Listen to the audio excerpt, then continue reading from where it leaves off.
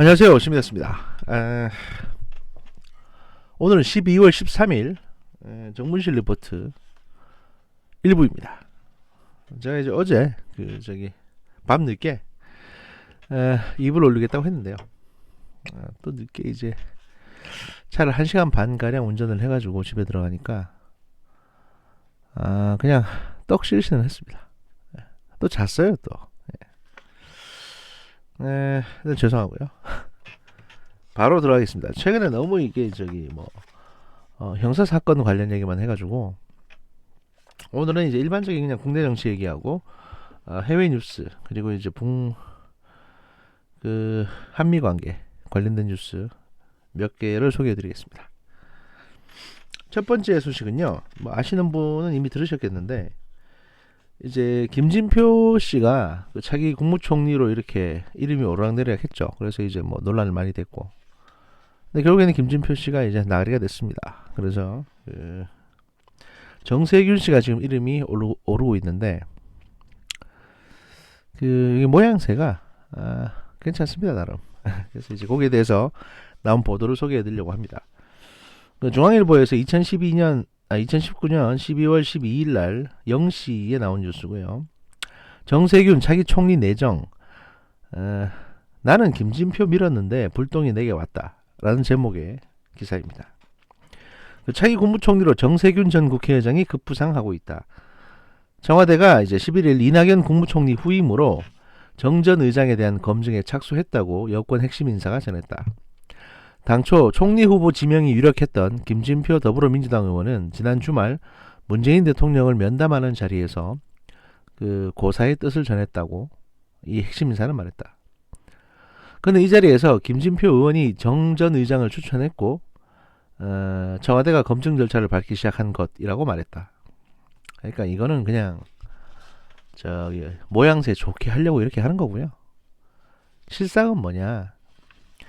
김진표를 하려고 했다가 여기저기 여론을 들어보니까 너무 안 좋아가지고 여론이 이 사람 또 내세웠다가 인사청문회에서 이제 문제가 터지거나 또는 국회 본회의에서 만약에 부결돼 버리면 그때는 진짜 청와대가 말도 못할 상처를 입게 되니까 대통령 말이 안 먹힌다는 거잖아요. 그러니까 안 되겠다, 딴 사람으로 바꾸자 라고 해서 이제 줄 서 있던 정세균 씨를 하기로 한 겁니다. 하기로 한 건데 그래 버리면 이제 김진표 씨 입장에서는 완전히 구정물 뒤집어 쓰는 거니까 청와대에서 이제 모양새를 좀 좋게 만들어 주려고 마치 김진표 씨가 먼저 사양을 하고 그 다음에 김진표 씨가 정세균 씨를 이렇게 추천해 준 걸로 이렇게 얘기를 한 거죠. 이게 12월 12일에 나온 얘기니까 적어도 한 12월 7, 8일쯤에 그런 얘기가 나왔다는 얘기인데 이건 다 거짓말이고요. 다 거짓말이고요. 제가 말씀드렸지 않습니까? 임종석 씨가 이제 종로로 이사갈 때 그때 벌써 정세균 씨는 나 총리하고 싶다는 얘기를 여기저기 했거든요. 그게 벌써 언제입니까? 그게 보자 8월달인가 9월달인가 그때 나온 얘기입니다. 그러니까 벌써 오래됐죠. 네. 그때 벌써 정세균 씨에 대한 얘기가 나오고 있었습니다. 그래서 이제 임종석 씨에게 자리 안 비켜주는 대신에 정세균 씨가 이제 임종석 씨나 청와대 쪽에 야 국무총리 시켜주면 내가 이 지역구 빼줄게 라는 식으로 얘기를 했었다라는 얘기가 나왔었고요. 아무튼 근데 이렇게 어른들은 이렇게 모양새를 좋게 해서 좀 이렇게 해줘야 됩니다. 안 그러면은 또 삐지거든요. 나이 들어서 삐지면 되게 오래갑니다. 아무튼 김 의원은 사실상 이제 김진표 의원은 사실상 진보 진영의 반발 때문에 뜻을 접었다고 하고요. 김진표 의원의 검증 과정에서 민주노총과 경실련 등은 그가 과거 이제 법인세 인하라든지 종교인 과세위해 등을 주장한 이력을 문제 삼아 이제 지명 반대 운동을 할 걸 예고를 했습니다. 벌써. 그렇기 때문에 내년 총선에 미칠 악영향 등을 고려해서 이제 김진표 의원이 그냥 접은 거죠. 하여튼 뭐 그렇고요. 그리고 서울 종로의 지역구인 이제 정세균 전 의장이 총리 후보자로 지명이 되면 이낙연 총리가 종로에서 출마하는 방안이 거론된다고 합니다. 이게 언론 기사에 벌써 이런 얘기가 나올 정도면 상당히 오래전부터 이런 안이 이제 논의가 됐다는 거거든요. 제가 지난주인가 지난주쯤에 이거 비슷한 말씀 드렸었는데요. 그러니까 친문에서 짜고 있는 스토리가 뭐냐? 만약에 그 내년 총선을 이제 이낙연 씨하고 이해찬 씨가 공동 지휘를 하게 될 경우에, 그리고 이낙연 씨는 이제 종로라는 지역구에 출마하게 될 경우에, 왜냐면 이게 이낙연 씨는 비례를 받을 수가 없습니다. 나중에 이제 대통령 후보로 나오고 싶은 사람이 비례대표로 국회의원을 하게 되면요, 비겁하다는 소리 듣거든요.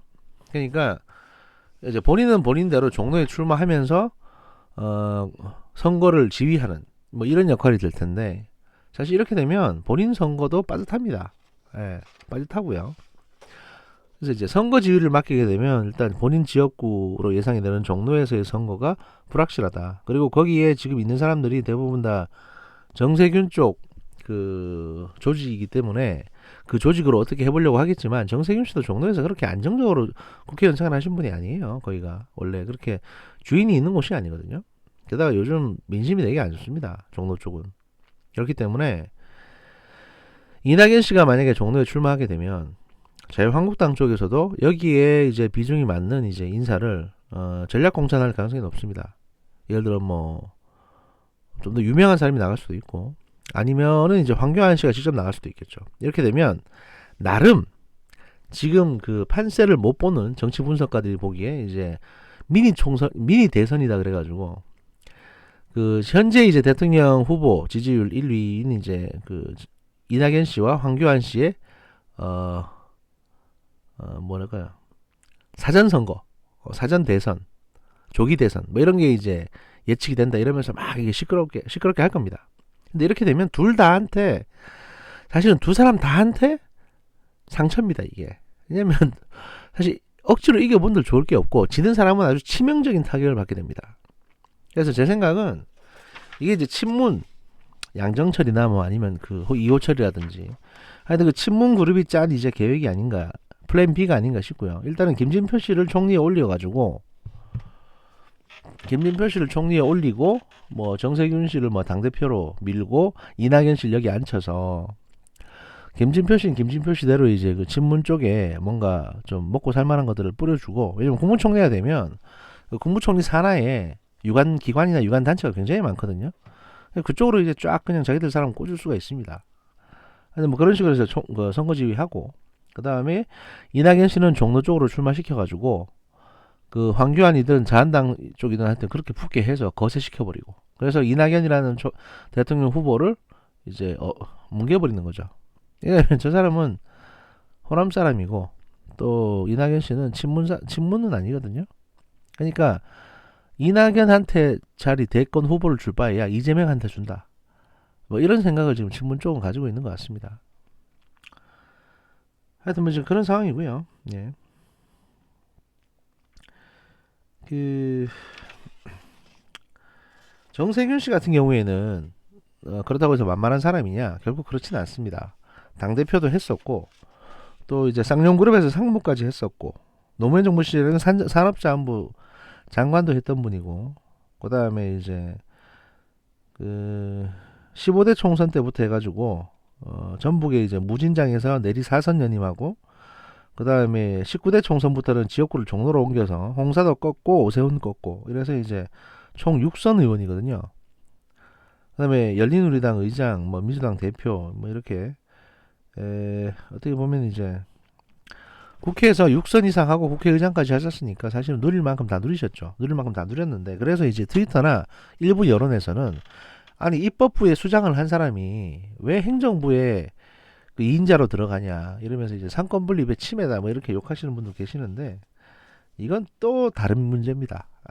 뭐냐면 국회의장은요, 그 국가 의전 순위 2위는 맞습니다. 그러니까 보통 대통령 3부 요인이라고 해가지고 대통령, 국회의장, 대법원장 이렇게 이제 들어가고, 그다음에 뭐 감사원장, 헌법재판소장, 그다음에 국무총리 이런 식으로 쭉 들어가는데, 문제는 대통령이 만약에 갑자기 돌아가신다든지 갑자기 이제 하야를 한다든지 해서 대통령 유고 사항이 발생할 경우에 그 대통령의 지위를 이어받는 것은 국무총리입니다. 국회의장이 아닙니다. 그러다 보니까 이제 실권에 있어가지고는 국무총리가 조금 더 낫고요, 당장은. 그 다음에 두 번째, 국회의장을 두고 어르신들이 뭐 정승이다 이런 얘기 안 합니다. 어르신들은 기본적으로 조선시대 마인드가 좀 있거든요. 그래서 정승했다, 총리했다 그래야 영의정 하셨네 이게 되기 때문에 그렇게 국무총리를 하고 싶어 합니다. 김종필 씨는 국무총리를 4번인가 3번인가 했어요. 하여튼 뭐 그렇습니다. 예, 그렇고요. 하여튼 이제 그래서 이제 그 중앙일보가 정세균 전 의장이랑 전화 통화를 해본 모양입니다. 그래서 그 전화 통화를 한 내용을 잠깐 실었는데요. 첫 번째, 중앙일보 기자가 묻습니다. 국무총리 얘기가 나옵니다라고 했더니 정세균 씨가 뭐라고 했냐면, 내가 김진표 의원을 밀었잖아. 김진표 불똥이 나한테 와. 라는 식으로 이제 얘기를 하셨답니다. 그러니까 김 의원이 뜻을 접으면서 본인이 압박을 받고 있다 뭐 이런 얘기를 하신 거고요. 청와대에 검증 동의서를 냈나? 라고 물어봤는데 이 기자한테는 그런 건 안 했다고 하셨는데 검증 동의서를 낸 걸로 알려졌습니다. 그 다음에 총리 제안을 받았나? 라는 질문에는 글쎄 뭐 거론되긴 한 것 같다 라는 식으로 애둘러 얘기하셨고, 총리 후보자로 지명되면 받아들일 건가? 라는 질문에는 이때 이제 김진표 의원을 내가 밀었잖아 라면서 이제 말을 돌립니다. 그러니까 이분은 벌써 국회의장 관두고 나서부터 국무총리 하고 싶어 했던 사람이에요. 정세균 씨는 노골적으로 제 귀에도 들어올 정도인데, 근데 이제 말을 애둘리는 거죠. 예. 하여튼 뭐 당초 김 의원을 추천한 입장이었으니 입장이 곤혹스럽다는 뜻의 발언이겠지만 총리직을 고사하겠다는 말은 하지 않았다고 합니다. 그리고 이제 기자가 다시 물어봅니다. 국회의장이 총리를 맡은 전례가 없다라고 물어보니까 정세균 씨가 뭐라고 답했냐면, 아이고 그런 얘기는 그 총리 문제는 내가 지금 얘기하기가 조심스럽다 이렇게 말씀하셨고요. 종로 지역구 선거는 어떻게 되나라고 물었더니 내가 쭉 종로 선거를 준비해 왔잖아. 지금도 지역구 행사 가는 중이다 이렇게 말씀하셨답니다. 이렇게 대놓고 그냥 모른 척하는 그런 뭐 어르신들의 전형적인 어떤 워딩이고요. 다만 이제 이낙연 씨에 대해 가지고 뭐 어떤 쪽에서는 이제 계속 유임을 시켜야 되는 거 아니냐 뭐 이런 식의 얘기 나왔다고 하는데, 이 벌써 이제 뭐 국무총리를 바꾼다는 거는 한 달 전부터 얘기가 나와서 확정이 된 것 같습니다. 그래서 이제 이낙연 총리의 거취에 대해 가지고 일본 쪽에서도 말이 나왔는데요. 가무라 다케오 한일 의원연맹 간사장은 저기 12월 초쯤에 도쿄 강연에서 이낙연 총리가 일주일 전쯤에 전화로 이달 중 사임할 것이라고 알려왔다고 합니다. 그러니까 12월 초에 벌써 이낙연 씨는 이제 그만두는 걸로, 완전히 확정된 걸로 이렇게 말씀하셨다는 거죠. 하여튼 정세균 씨가 만약에 총리가 된다, 그리고 추미애 씨가 법무장관이 된다, 이렇게 되는 그림은 이제 기존의 어떤 측근들에게 의존하던 문재인 대통령의 어떤 정치 스타일이 대폭 바뀐다는 걸 말합니다. 그 소위 말해서 올드보이의 귀환. 그러니까 정세균 씨라든지 추미애 씨는 문재인 대통령하고 동급이거나 어떻게 보면 문재인 대통령보다 선배 축에 속하는 사람들이거든요. 정치적인 경륜이나 이런 걸로 봐서는. 그러니까 저런 측근들, 유재수라든지 뭐 조국이라든지 뭐 백원우라든지 이런 애들 쭉 일시켜 봤더니 사고만 치고 안 되겠다. 소위 말해서 당정청 합쳐서 군기를 잡는 걸로 올드보이들을 끌어들여가지고 좀 더 안정적인 국정을 운영하겠다. 이런 대통령의 뜻이 반영된 것이라고 생각을 하고요. 그래서 이제 법무장관에 추미애 씨를 앉혀서 이 법무 행정을 안정시키고 공직 기강도 정세균 총리를 앉혀가지고 좀 더 강하게 다잡으려고 하고 있는 것 같고요. 아마 12월 말 또는 이제 1월 초쯤 되면 청와대 비서실에 대해서도 전폭적인 개편이 이루어질 걸로 보여집니다.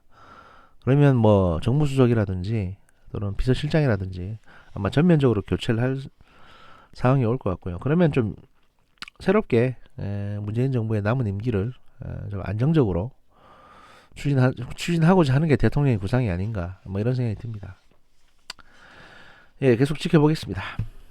그 다음 뉴스는요. 울산시장 선거 관련 건인데, 이제 그동안 지금까지 침묵을 지켜왔던 송철호 울산시장, 현 울산시장이 이 청와대 하명수사 의혹과 관련해서 이제 한마디 했습니다. 지금까지는 외부에 아무 말도 안 하고 있었거든요. 근데 이제 뭐라고 했냐? 그 어떤 이제 행사가 있었습니다. 울산시청 프레스센터에서 열린 2020년 울산시 국가예산 확보 기자회견에서 기자들이 질문을 합니다. 하명 수사 의혹 사건에 대해서 공식 입장을 좀 밝혀달라고 했더니 송철 울산시장이 뭐라고 했냐면, 제가 가장 말단 쫄병 생활을 할 때 최전방에서 깨달은 지혜가 있습니다. 눈이 펑펑 내릴 때는 쓸어봐야 소용이 없다는 것입니다. 시민 여러분께 당부드립니다. 저는 조금도 흔들리지 않고 때를 기다리고 있으니 걱정하지 말라. 한마디로 제 심정을 표현하면 진리가 너희를 자유롭게 하리라 라는 성경의 가르침입니다. 라고 얘기를 했답니다. 약간 정신이 나가신 것 같고요, 제가 보기에는. 그리고 이분 잘 모르시는 것 같은데, 진리가 너희를 자유롭게 하리라라는 구절은요, 성경의 가르침이기도 하지만 미 중앙정보국 CIA의 기관 모토이기도 합니다. 제가 보기엔 잘 고르셨어요, 격언을. 정보기관에서 하는 것처럼 이제 의혹이 많은 그런 선거의 당사자시라는 걸 자인하는 것 같고요. 송 시장은 앞서 5일 출근길에서 김 전 시장 측 이제 비리 의혹을 최초로 청와대에 제보한 인물로 최측근인 송 부시장이 지목된 것에 대한 질문에 전혀 몰랐다, 나중에 정리해서 이야기하겠다고 말했다고도 합니다. 그는 지난 3일에는 한 라디오 방송에 출연해서 청와대 선거개입 의혹에 대해 있을 수 없는 일이라고 얘기를 했습니다. 네, 대통령님부터 당시 민정수석이나 그분들은 다 오래전부터 아는 분들인데, 그분들이 가지고 있는 상식이라는 어떤 선에서 그런 일을 할 뿐이 아니라고 생각한다 라고 이제 하나만한 소리를 한 거죠. 방금 속보가 떴는데요, 여야 3당 오후 본회의 선거법 상정키로라고 했답니다. 그래서 이제 한국당, 자한당은 이제 오늘 오후부터 필리버스터를 시작하는 걸로 그렇게 지금 방침을 세웠다고 하네요. 지금 12월 13일 낮 12시 22분 상황입니다.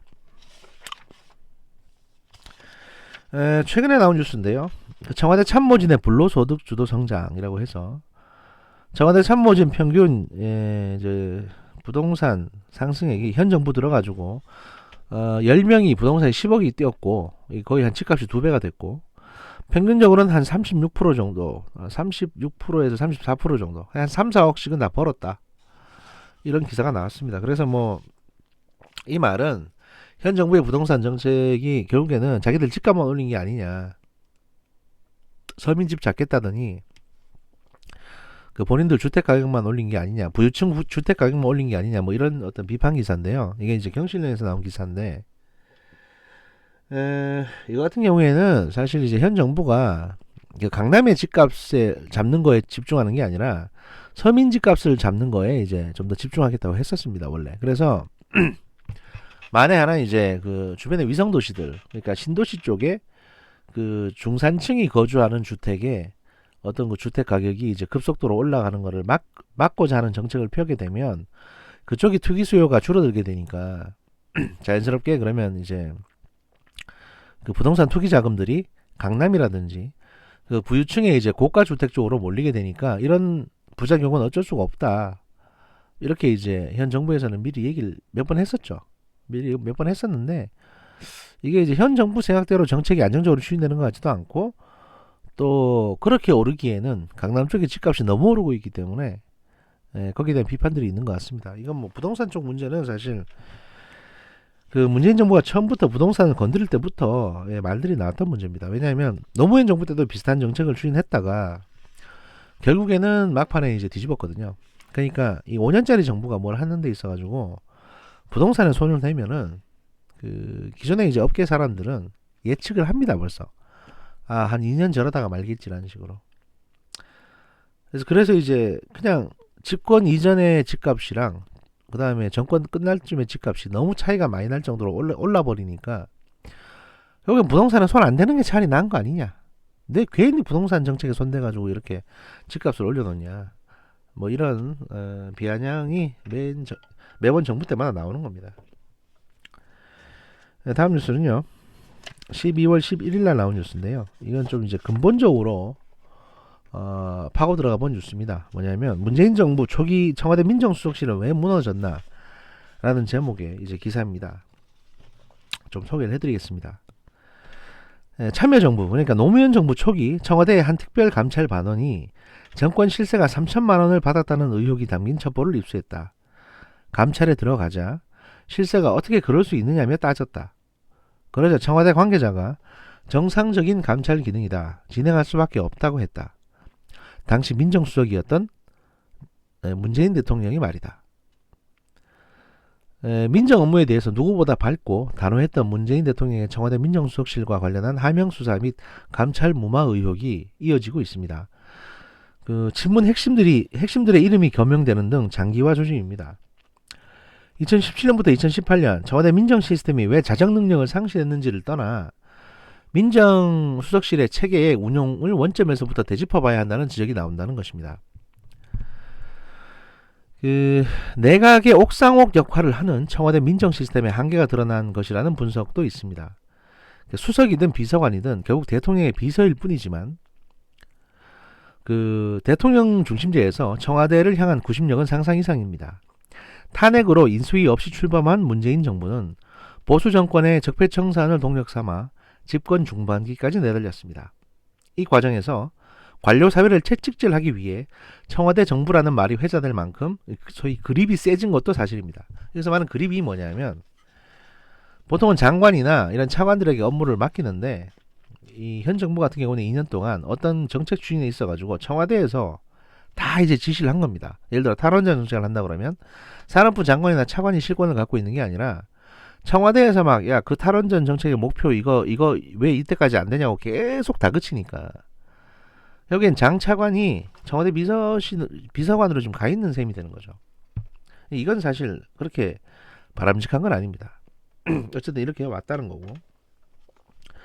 국정기조가 적폐청산에 맞춰지면서 민정의 과부하가 걸리고 정보의 쏠림 현상도 두드러졌습니다.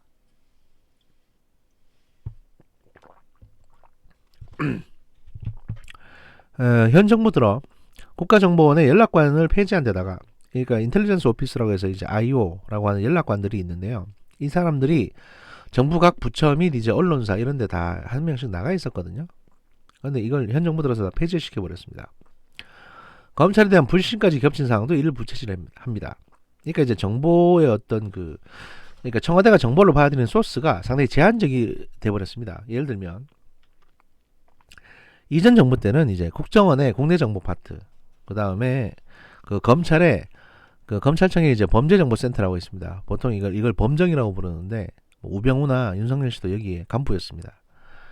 이 단순 범죄정보만 수집하는 게 아니고 소위 말해서 각종 비리 관련 또는 정치 관련 모든 정보를 수집을 하거든요. 일단 수집은 그랬었는데 현 정부 들어가지고 검찰청의 이제 범죄정보센터를 없애버렸고 국정원의 국내 정보 파트도 이제 없애버렸습니다. 남아있는 건 경찰청 정보뿐입니다. 정보가 모두 경찰을 통해서만 들어오게 된 거죠. 민정체계에 발견한 관계자는 감찰 업무 등은 이제 법의 잣대에서 선이라는 게 애매할 때가 종종 있다. 수많은 정보가 쏠리는 상황에서 어떻게 다루느냐의 문제다. 법을 어기지 않는 선에서 위에 말한 선이 이제 라인을 말한 거고요. 법을 어기지 않는 선에서 대통령의 국정 운영을 보좌해야 하는데 구성원들의 헌신과 윤리 의식이 부족하면 지금처럼 사고가 날 수밖에 없다라고도 했다고 합니다. 현 정부 들어서 이제 민정수석실에 과도한 힘이 쏠렸는데 운용이 매끄럽지 못했던 정황은 최근 검찰 수사 과정을 통해서도 단편적으로 드러나고 있습니다. 민정의 역할은 권력기관 간 정책 조정, 민심 흐름 파악, 대통령 판단 보좌, 그리고 인사 검증 및 직무 감찰 등의 이제 총 3-4가지로 분류됩니다. 과거 정부는 권력기관을 제어하기 위해서 검찰 출신에게 민정수석직을 맡겼습니다. 반면 문재인 정부는 개혁 이미지가 짙었던 비법조인 출신의 조국을 수석에 앉혀 참여정부에서 미완에 그친 검찰개혁과 개헌 등의 큰 그림을 그리게 했습니다. 대신 4대강 사업이나 국정교과서 등의 적폐청산 드라이브는 백원우 민정비서관이 이제 챙긴 것으로 보입니다. 여권 관계자는 이게 민주당 쪽 사람이죠. 조국 전 장관은 큰 그림 외에 민정 고유 업무에 대한 전문성이나 이해도는 낮았던 것 같다며 참여정부 때 이호철이나 전해철 같은 대통령의 신임이 두터우면서도 정치권에 발을 담그지 않았기 때문에 거침이 없었는데, 왜냐면 이제 노무현 정부 때는 이호철 씨나 전해철 씨 그리고 문재인 씨가 이제 민정수석이었거든요. 거침이 없었는데 여의도와 이런저런 인연으로 엮인 백원우 전 비서관은 그렇지 못했던 것 같다며 일기 민정 라인 인사의 문제점을 지적했습니다. 그러니까 민정수석인 조국 씨는 전문성이 떨어지고 백원우 민정비서관은 이제 여의도 쪽 정치인들하고 이래저래 얽혀 있으니까 냉정하고 단호하게 민정수석실 업무를 못했다는 거죠. 사정당국 관계자도 민정은 업무 분장표에 나온 역할이 전부가 아닌데 조국도 백원우도 그 속성과 위험성을 몰랐던 것 같다며 그 맹수 같은 검찰 수사관들을 어떤 식으로든 관리해야 했다라고 진단을 합니다. 그러니까 검찰 쪽에서 온 수사관들이 보통 민정수석실에서 이제 감찰 업무를 맡는데 이 사람들을 제대로 통제를 못했다는 겁니다.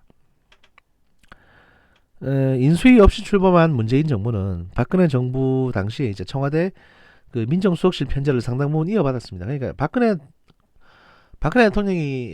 대통령의 어떤 청와대의 어떤 그 민정수석실에 근무하는 수사관들을 거의 그대로 다 고용을 한 겁니다.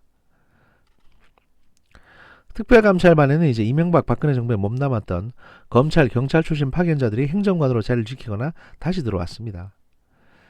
여권 일각에서는 이제 고양이에게 생선을 맡긴 거 아니냐는 지적도 나옵니다. 그러니까 이명박 박근혜 정부 때 청와대에서 이제 수사관으로 일했던 사람들이 그대로 근무를 하고 있으니까 제대로 된 감찰이 되겠냐? 또 그때 안 좋은 버릇이 나온 거 아니냐? 뭐 이런 얘기죠. 또 다른 관계자는 그 초기 세팅 과정에서 민정, 반부패, 공직기강 비서실에 특감반을 두는 박근혜 정부 시스템은 물론 이제 특감반도 일부 유지됐는데 실적에 따라 승진 등이 걸린 검경 출신들이 성과에 매몰될 수밖에 없는 상황에서 컨트롤이 안 되면서 지금의 문제들이 나온 것 같다는 겁니다. 라고 말했다고 합니다. 그러니까 어쨌든 이제 실적을 세워야 승진이 되거든요. 검찰이나 경찰 출신들은. 그런데 이제 특별감찰반을 그대로 유지하면서 실적을 갖고 오라고 하니까 이 사람들이 좀 무리한 수사를 해가지고 여기는 전체적으로 민정수석실 자체가 이제 구설수에 오르는 이런 일을 낳았다는 거죠. 가장 대표적인 케이스가 이제 김태우 전 수사관 같은 케이스가 될 수 있겠죠. 민정수석실 업무는 공직기강 비서관실에서 자체 감사를 하도록 보통 돼 있는데 이 기능이 죽었고요. 왜냐하면 공직기강 비서관실에서 민정수석실을 제대로 컨트롤을 못했습니다. 민정수석실 비서실 간 견제 시스템이 전혀 작동하지 못했던 겁니다. 그 다음에 늘 나오는 얘기인데 특별감찰관의 부재가 문제를 초래했다는 지적도 나옵니다. 2014년에 제정된 특별감찰관법은 대통령 친인척 및 특수관계자의 비위를 감찰하는 특별감찰관을 두도록 되어 있고 감찰 대상에는 수석비서관 이상의 공무원도 포함됩니다. 소위 말해서 공수처까지는 아니더라도 청와대 내부에 어떤 그 공직자들을 감찰하는 감찰관이 있었는데 박근혜 정부 때까지만 해도 이 제도가 그 특별감찰관이 이제 근무를 하고 있었는데 그 문재인 정부 당시에는 이제 특별감찰관을 추가로 두지 않게 됩니다. 박근혜 정부 말기쯤에 이제 그 특감 이석수 씨인가요? 하여튼 특별감찰관이 관두고 나서 더 이상 이제 안 두게 됩니다. 그래서 이거 왜 비워놓냐라고 문제 제기가 있었는데 이건 이제 이유가 좀 있습니다. 뭐냐면 2017년 5월 문재인 대통령이 취임하고 나서 국회에 이제 특별감찰관 후보자의 추천을 요청을 했습니다. 그런데 민주당과 자한당은 추천 방식에서 마찰을 빚어가지고 후보자 추천을 안 했고요. 결국 정부나 여당은 고위공직자 범죄수사처 그러니까 공수처 도입 추진을 이유로 특별감찰관을 무기한 연기하게 됩니다. 그러니까 비공식적으로. 그러니까 공수처 생기면 어차피 특별감찰관 역할을 할 사람이 나올 테니까 그냥 그때까지 그냥 내버려 두자. 그냥 시끄럽게 하지 말자. 이렇게 된 거죠. 근데 이건 구실인 것 같고 이렇게 특별감찰관이 공석이 생기는 2년 동안 현 정부 민정수석실 내에서는 많은 범죄로 의심되는 행위들이 진행이 된 거죠. 그 공수처 신설에 급급한 나머지 특별감찰관 제도를 왜 외면하는지 의문이다. 특별감찰관은 청와대 소속이 아닌 중간자적 위치에서 청와대를 감시하는 기관으로 활동 방법을 고민해야 한다라고도 이제 얘기가 나옵니다. 그 또 다른 민주당 관계자는 특별감찰관도 강제 수사권이 없기 때문에 한계가 많다. 결국 시스템의 문제라기보다는 윤리의식의 문제다. 2017년 김태우 폭로 때 검찰 수사관들만 원대 복귀시킬 게 아니라 그 책임자들인 비서관들도 어떤 징계적인 차원에서 인사 조치를 했었어야 한다라고 이제 한탄을 하고 있다고 합니다. 아마 금태섭 씨가 이 얘기를 하지 않았을까 싶고요. 네. 일단 그렇습니다.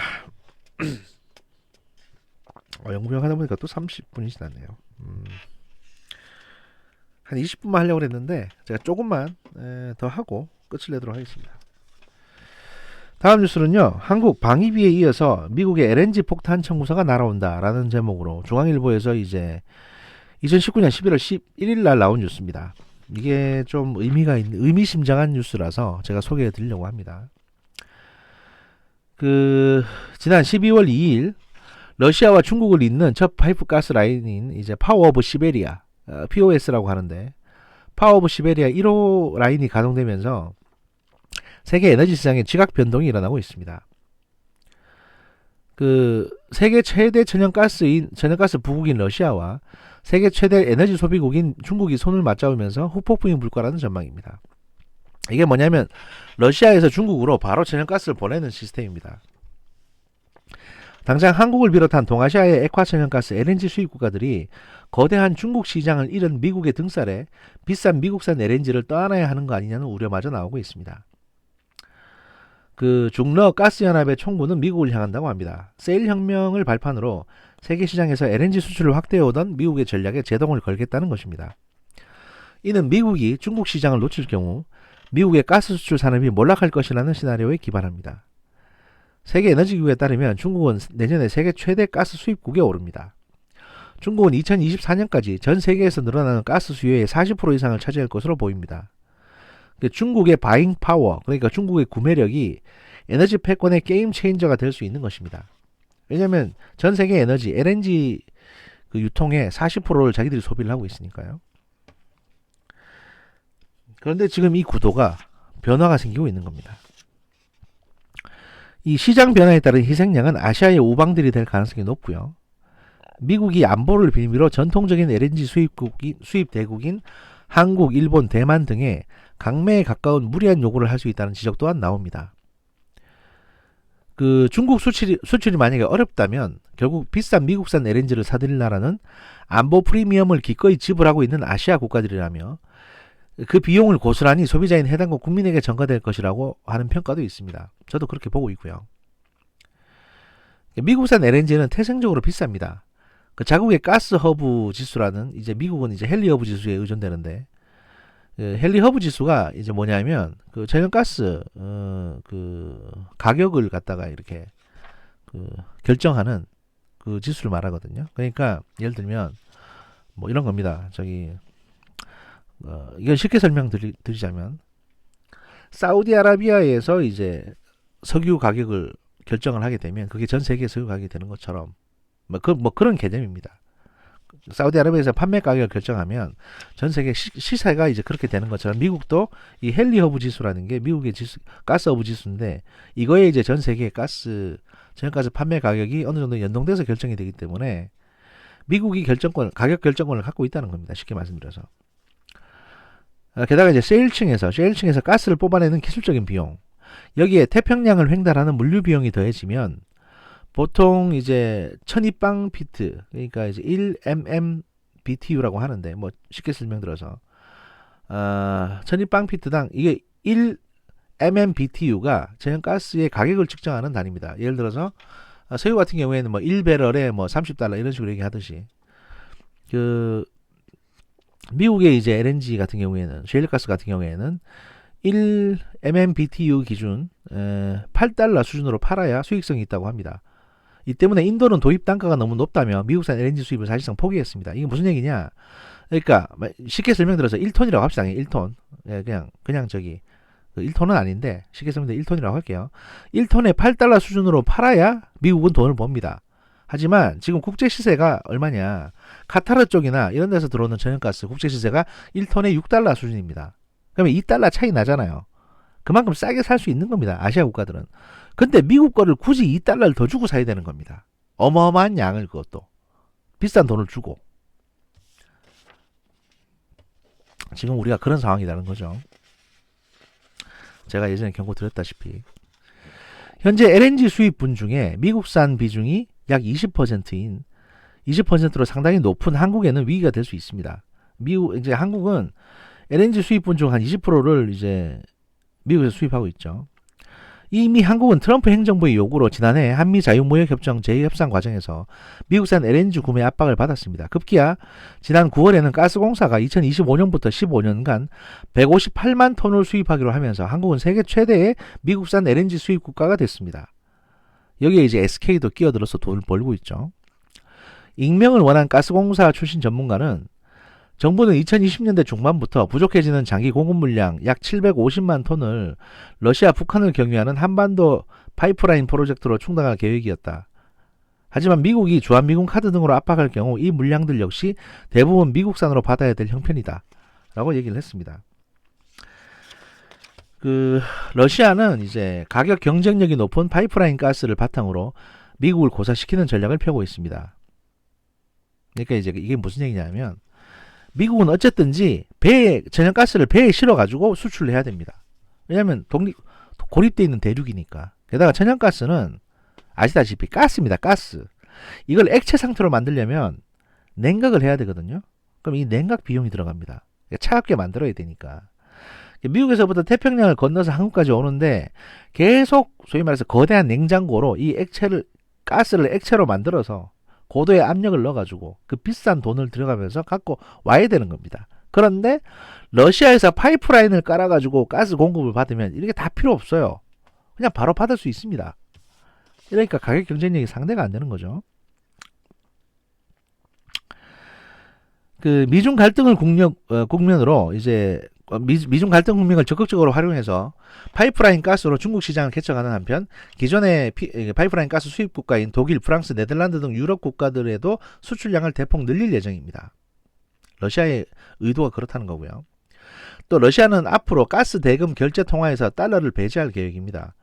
유럽과는 유로화로, 중국과는 위안화로 결제하겠다는 겁니다. 천문학적인 자금이 오가는 에너지 시장에서 달러의 영향력을 약화시키겠다는 의도입니다.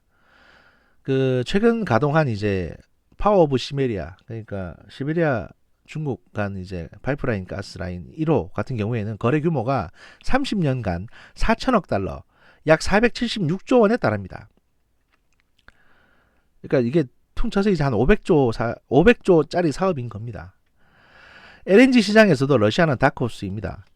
러시아의 북극 LNG 사업을 이끄는 노바텍은 내년 착공하는 북극 LNG2의 경우에는 이제 미국산 LNG의 절반 이하 가격으로 아시아 시장에 공급할 것이라고 공언했습니다. 일본은 이 프로젝트에 지분 참여, 그러니까 약 10% 정도 지분 참여를 해가지고 198만 톤을 확보를 했습니다. 그러면 이제 일본은 조금 저렴한 가격에 이거 개발되면 이거 실어오면 됩니다. 하지만 한국은 검토만 하다 시기를 놓쳤고요. 비싼 미국산 LNG를 이만큼 사야 됩니다. 부족분을. 그러니까 적어도 LNG 부분에 있어서는 한국은 계속 헛다리만 짚고 있는 겁니다. 일본을 반면교사로 삼아야 한다는 주장도 나오고 있습니다. 2011년 동일본 대지진 이후에 LNG를 비싸게 도입했던 일본은 호주 가스전에 직접 투자하고, 일본이 얼마나 LNG를 비싸게 도입했냐 하면 얘들이 지금 전택에 2011년 후쿠시마 사고 일어난 다음에 모든 원자력 발전소를 정지시켰거든요. 몇 년 동안. 그러니까 선택의 여지가 없었습니다. 그러다 보니까 이 국가적인 전력 발전을 전부 다 LNG 가스 발전으로 해야 됐습니다.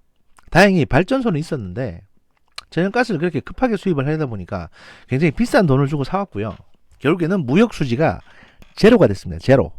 무역수지 제로라는 게 무슨 의미냐면 일본의 모든 기업에서 물건을 생산해가지고 수출을 했습니다. 그래서 돈을 벌었을 거 아닙니까? 그 번 돈을 전부 다 천연가스 사는데 투입했다는 겁니다. 그러니까 번 게 없게 돼버렸어요. 남는 게.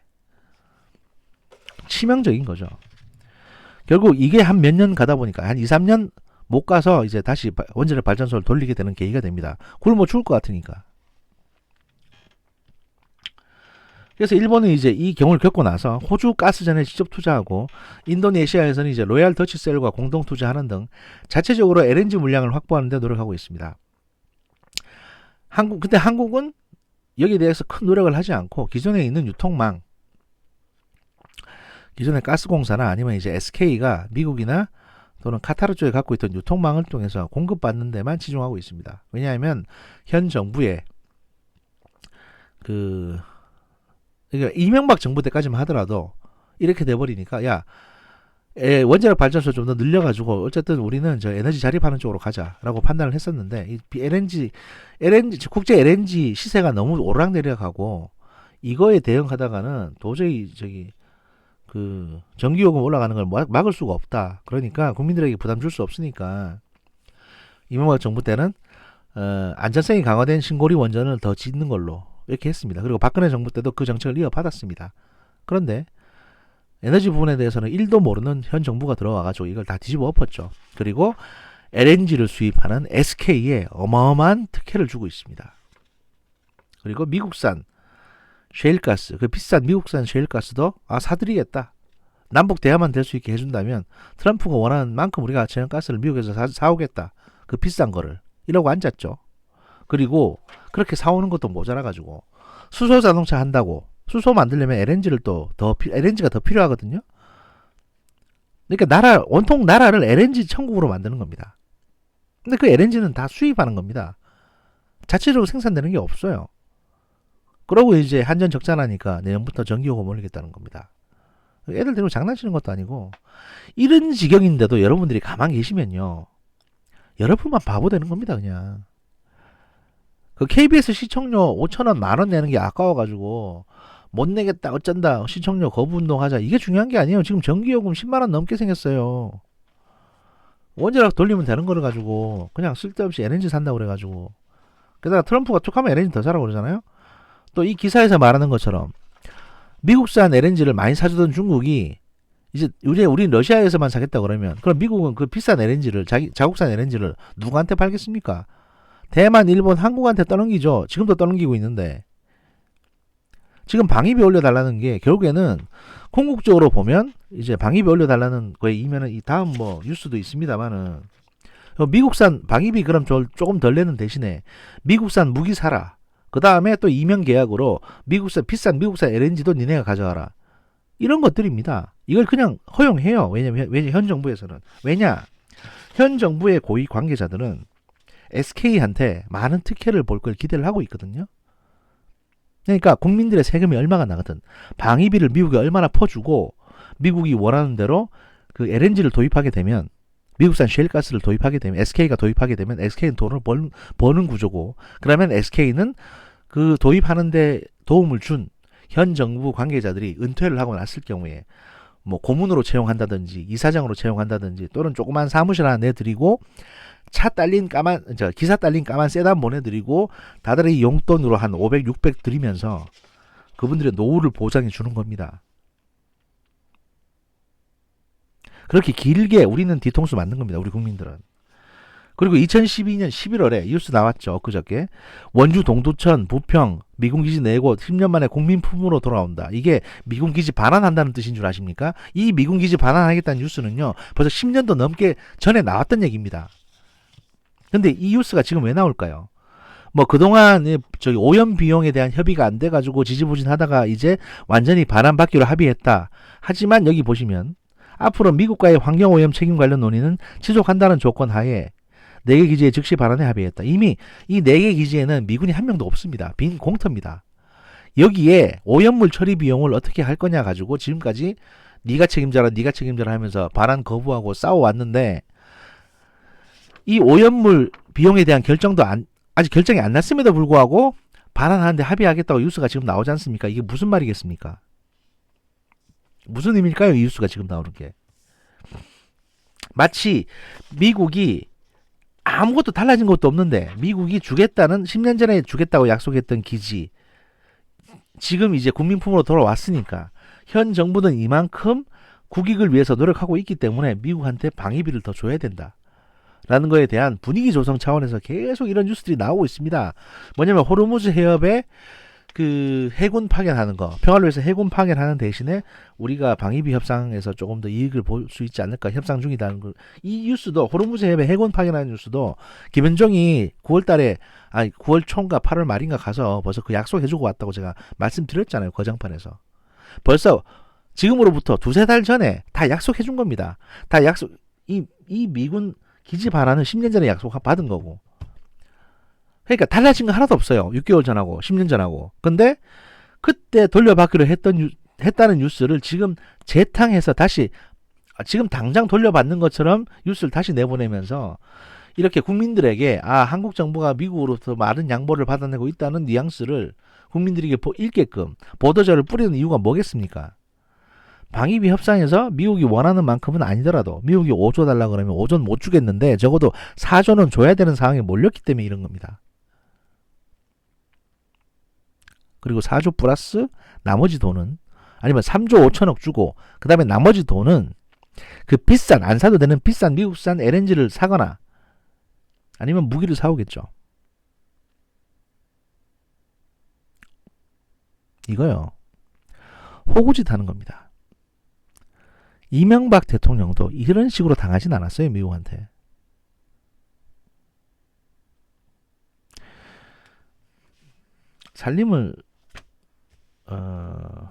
살림까지는 안 가도 되겠네요. 경영을 잘하는 사람은요. 착한 사람이 아니라 영악할 만큼 똑똑하고 교활한 사람입니다. 대통령은 그런 사람이 될 필요가 없겠지만 그 밑에 있는 관료는 적어도 영악하고 똑똑해야 됩니다. 그리고 공익을 위한 마음, 소위 봉사하고자 하는 마음이 있어야 됩니다. 국민을 위해서. 지금 이 인간들처럼 SK 뒤나 봐주고 자기들 노후나 챙기려는 이런 가난뱅이들을 공직에 앉히게 되면 두고 국민 세금만 축납니다. 또 짧게 하려는데 또 길게 했네요. 네. 저녁 때 오늘은 꼭 저녁 때 제가 다른 뉴스들을 하고 그 다음에 지난번에 말씀드리려고 했던 일본의 정보기관 스미다스의 판단고기 4부 꼭 업로드를 하도록 하겠습니다. 나중에 뵙겠습니다. 감사합니다.